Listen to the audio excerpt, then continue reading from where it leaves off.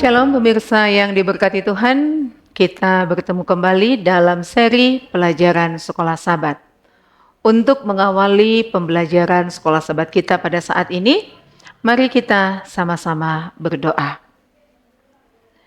Terpujilah Engkau Allah yang baik, terima kasih berkat-Mu telah kami nikmati di sepanjang kehidupan kami sampai pada saat ini. Kami bersedia membuka hati dan pikiran kami. Urapilah dengan Roh Kudus Tuhan, sehingga kami boleh mempelajari firman-Mu ini dengan baik seturut dengan kehendak-Mu, dan firman-Mu ini boleh menjadi satu sukacita, semangat yang baru bagi kami untuk menjalani kehidupan kami di dunia ini. Terima kasih untuk waktu yang indah kami boleh bersekutu pada saat ini. Kami serahkan pelajaran ini bersama dengan Tuhan, biarlah kiranya kasih sayang Tuhan senantiasa bersama-sama dengan kami. Inilah doa dan permohonan kami Bapa, di dalam nama Tuhan Yesus kami sudah berdoa. Amin.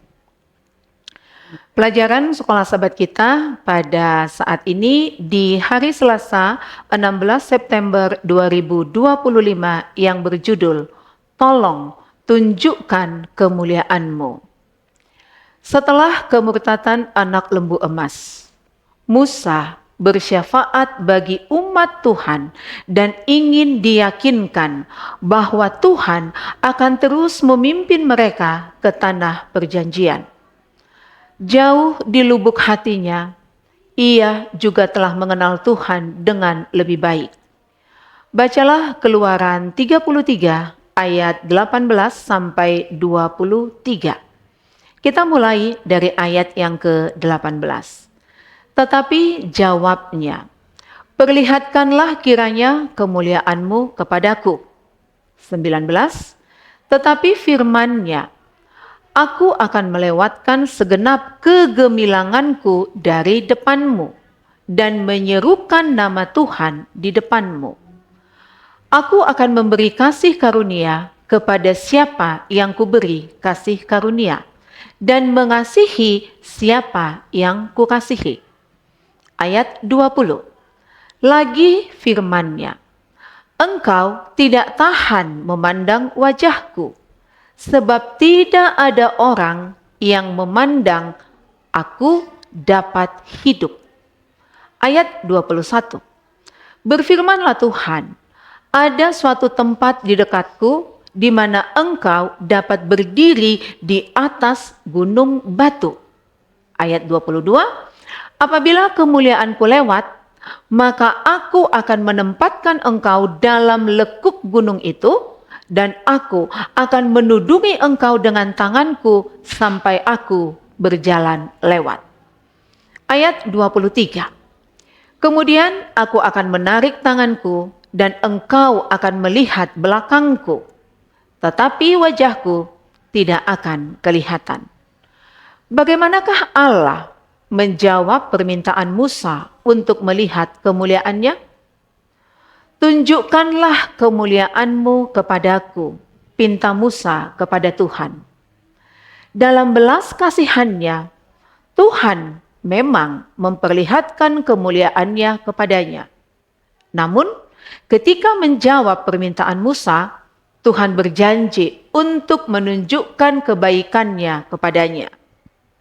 Kita dapat dengan aman menyimpulkan bahwa kemuliaan Tuhan adalah kebaikan-Nya, yaitu karakternya. Lihat Ellen G. White dalam buku Alfa dan Omega, jilid 7 halaman 488, dan Membina Kehidupan Abadi halaman 319, buku Alfa dan Omega jilid 3 halaman 256 sampai 257. Adalah kemuliaan Allah untuk memberikan kebajikan-Nya kepada anak-anak-Nya.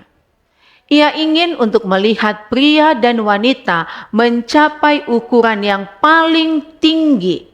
Terdapat di dalam Ellen G. White, Alfa dan Omega jilid 7, halaman 488. Kemuliaan-Nya adalah merangkul orang-orang berdosa yang bertobat. Terdapat di dalam Alfa dan Omega jilid 4 halaman 255 sampai 256.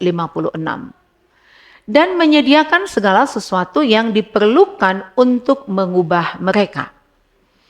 Pada saat yang sama adalah kemuliaan kita untuk menyatakan karakternya di dalam kehidupan kita sendiri dan membuatnya dikenal oleh orang lain.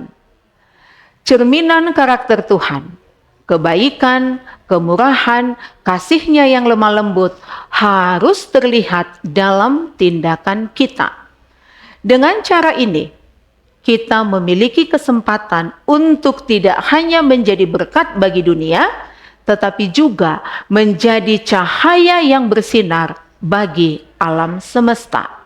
Seperti yang dikatakan oleh Paulus, sebab menurut pendapatku, Allah memberikan kepada kami para rasul tempat yang paling rendah, sama seperti orang-orang yang telah dijatuhi hukuman mati, sebab kami telah menjadi tontonan bagi dunia, bagi malaikat-malaikat dan bagi manusia.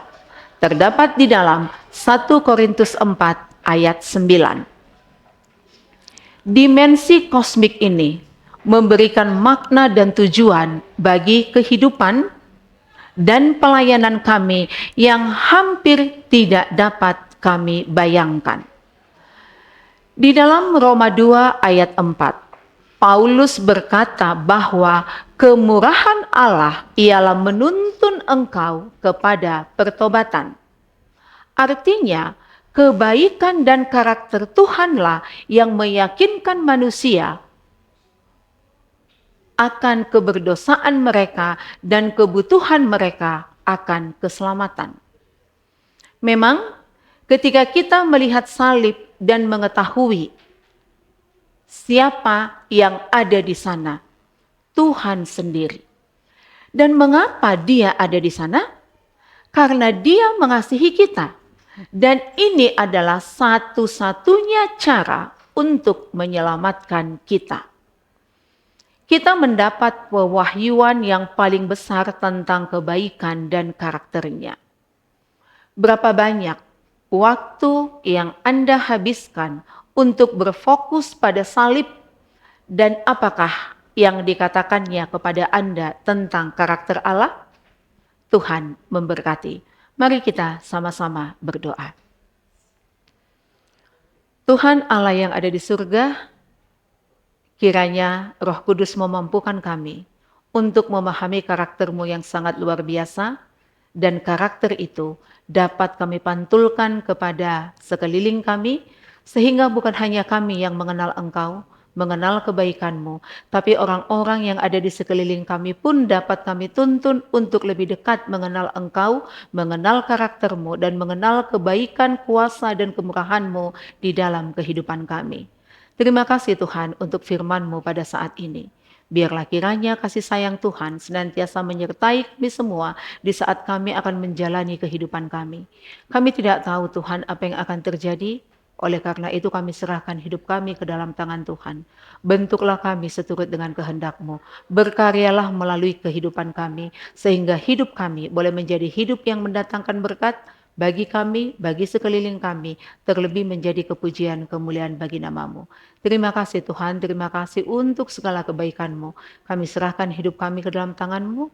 Ampuni kami akan dosa dan kesalahan yang kami lakukan. Di dalam nama Tuhan Yesus kami sudah berdoa. Amin.